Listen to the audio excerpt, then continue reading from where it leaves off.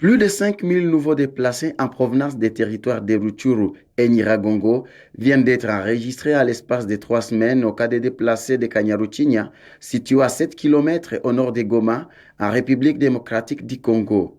Constitués en majorité des femmes et des enfants, ces déplacés disent fuir les exactions qu'ils subissent de la part des rebelles du M23 qui contrôlent les localités d'où ils viennent.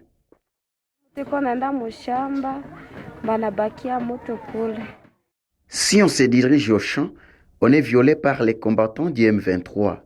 En plus, ces derniers nous exigent de cotiser de la nourriture pour les nourrir, mais aussi ils nous empêchent d'accéder à nos champs.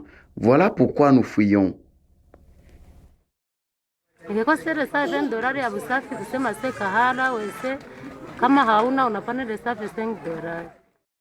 Si on n'a pas un étalage ou des toilettes construites en tôle, on est soumis à payer une amende de 120 voire 125 dollars. Ils disent aussi que si quelqu'un ose fuir, il sera puni dès qu'il retournera. Mes deux enfants sont restés parce qu'ils étaient à l'école et on n'a pas eu le moyen de les récupérer quand on a fui. 3 semaines après leur arrivée au camp, ces nouveaux déplacés manquent de tout et vivent dans des conditions difficiles.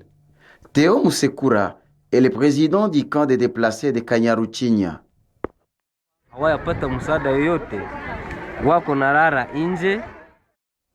Depuis que ces nouveaux déplacés sont arrivés ici à Kanyaruchinya, ils n'ont reçu aucune aide. Ils passent la nuit à la Belle Étoile parce que les hangars dans lesquels on les a logés, ils sont déjà délabrés. Nous venons d'enregistrer un cas d'un bébé qui est mort à cause du froid.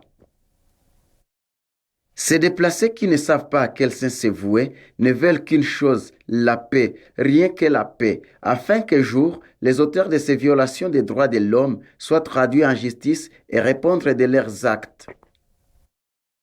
Goma, Gaston Munguma pour Uhaki News.